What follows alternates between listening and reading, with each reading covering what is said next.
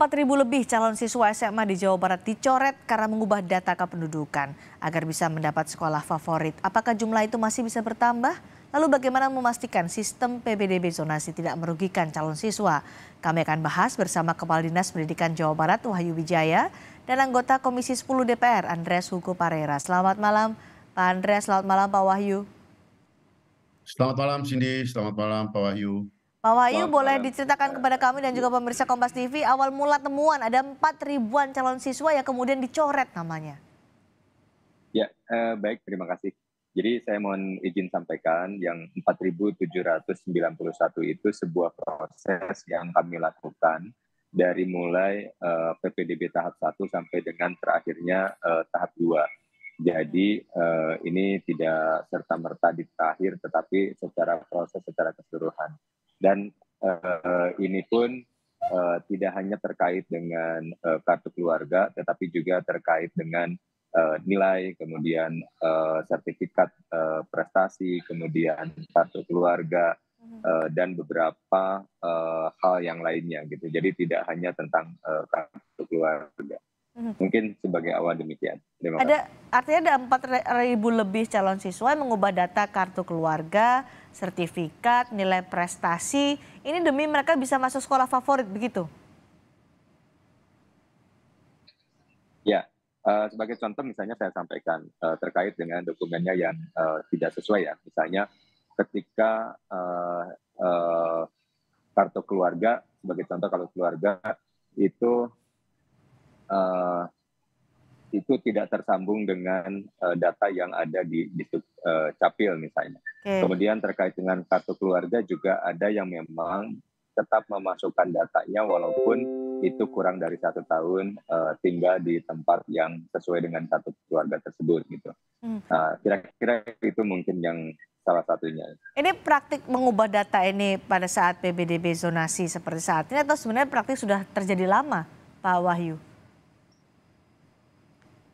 Saya tidak menyampaikan secara time series-nya ya, tetapi untuk yang kondisi tahun ini kira-kira kami menemukan berbagai hal, salah satunya terkait dengan kartu keluarga. Sekali lagi tidak hanya tentang kartu keluarga, tetapi salah satunya adalah tentang kartu keluarga. Dan kami temukan untuk di kondisi yang tahun ini. Jadi sekarang nasib mereka yang dicoret 4.000 lebih siswa ini bagaimana? Saya sampaikan kembali bahwa ini sebuah proses dari awal ya sampai dengan sekarang. Jadi pada saat mereka sudah tahu itu tidak kami terima, tidak kami lanjutkan, maka orang tua atau calon siswa tersebut bisa mengikuti sesuai dengan ketentuan untuk masuk ke sekolah-sekolah yang lainnya. Terutama sekolah yang diselenggarakan oleh masyarakat atau sekolah swasta ya, atau bisa juga dengan berbagai yang lainnya misalnya ke pesantren, homeschooling dan lain-lain. Gitu. Apakah tetap mengikuti zonasi karena kan mengubah KK, mengubah alamat, apakah akhirnya mereka disesuaikan dengan alamat aslinya? Itu apakah dilakukan atau diarahkan ke swasta saja seperti yang disampaikan Pak Wahyu tadi? Sebetulnya kalau sudah kami nyatakan kami tolak, itu tidak diterima dimanapun sekolah negeri bisa, ya untuk yang sekolah negeri itu tidak bisa. Baik. Gitu karena memang prosesnya di satu tahap, di tahap kedua tersebut. Oke. Baik Pak Andreas, PPDB ini kan banyak menuai komentar, banyak yang mengeluh soal PPDB zonasi. Apa catatan Komisi 10 soal PPDB tahun ini? PPDB ini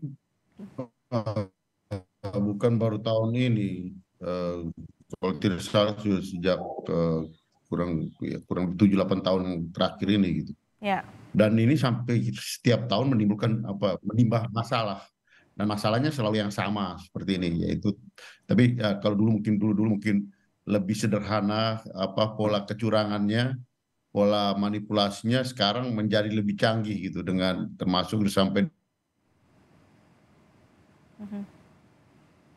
data tempat tinggal.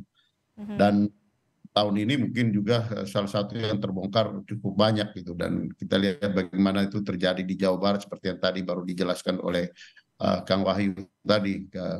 Nah, kasus ini akan selalu muncul kalau kita membuat kebijakan seperti itu, dan juga sayangnya tidak ada pengawasan yang cukup ketat gitu dari instansi, ya baik instansi yang sederajat di tingkat provinsi atau di tingkat kabupaten, atau dari Kemdikbud mempunyai instansi supervisi dan pengawasan terhadap hal ini gitu. Sehingga ini memungkinkan terjadinya kecurangan-kecurangan ini baik dari pihak masyarakat atau dari sekolah sendiri juga melakukan itu, atau kerjasama antara sekolah dan pihak masyarakat gitu. Ini kan modus-modus ini kan sangat mungkin terjadi gitu dengan sistem zonasi ini.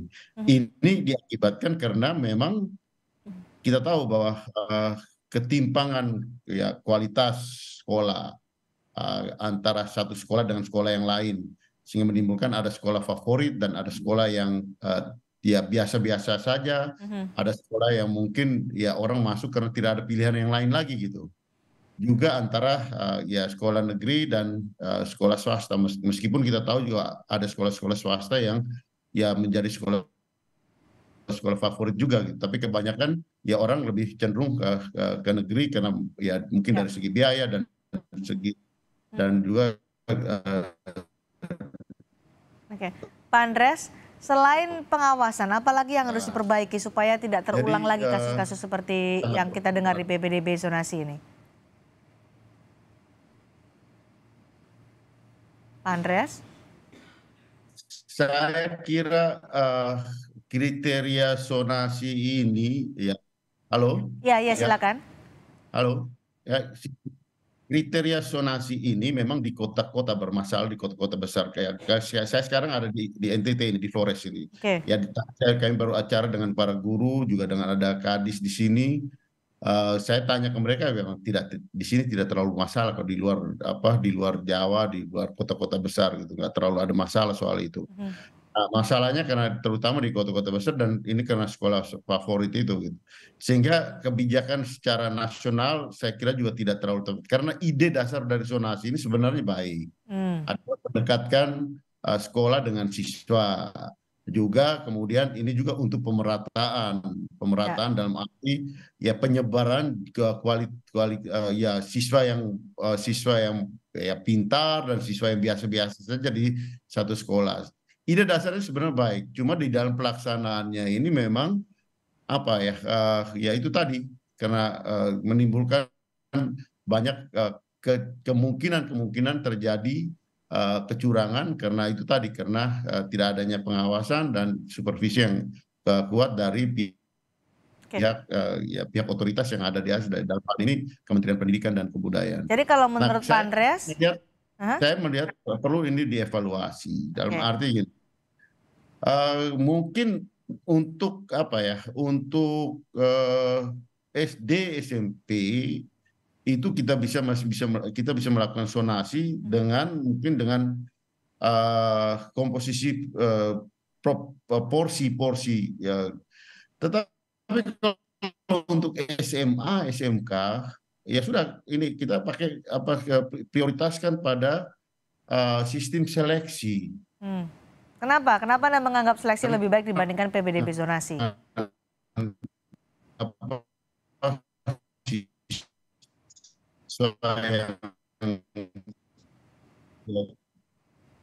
Oke, Pak Andreas, memberikan agak terputus ya, nih. Mereka yang punya peserta itu terbuka,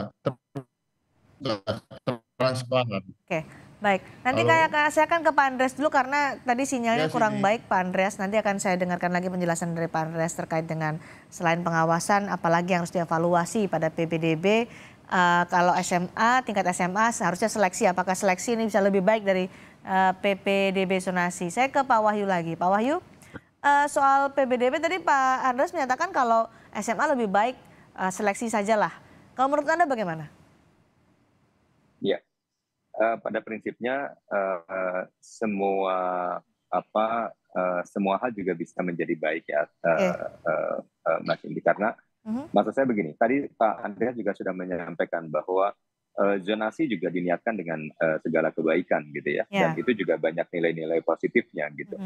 Nah, walaupun ada ekses yang tadi juga disampaikan. Kemudian kalaupun misalnya apakah itu menggunakan seleksi, nah itu berarti kembali ke beberapa waktu ke belakang, dan ini juga memang ada baiknya, hanya memang di sekolah-sekolah tertentu kembali ada sekolah favorit dan lain-lain.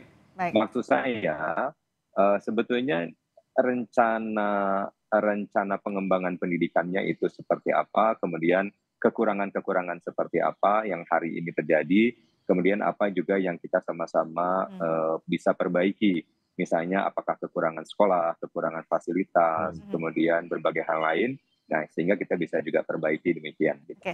Khusus di Jawa Barat, Pak Wahyu, jadi apa evaluasi dari PPDB zonasi ini untuk kedepannya bisa lebih baik lagi?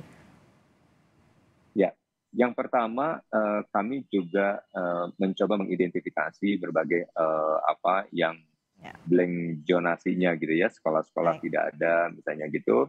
Nah, kita lihat per kecamatan ada berapa jumlah penduduk, kemudian yang sekolahnya di usia SMA, SMK, lulusan SMP, MTS dan lain-lain, kemudian ketersediaan fasilitas yang ada di kami, termasuk juga dengan yang sekolah swastanya. Nah, itu juga kita lihat. Kemudian berbagai hal yang terjadi di saat ini kita juga evaluasi, sehingga kita akan lakukan berbagai perbaikan-perbaikan, baik itu sistem, mekanisme, dan berbagai hal untuk lebih baik lagi. Baik, terima kasih Kepala Dinas Pendidikan Jawa Barat Wahyu Wijaya dan anggota Komisi 10 DPR Andreas Hugo Parel sudah bergabung bersama kami di Sapa Indonesia Malam hari ini. Selamat malam.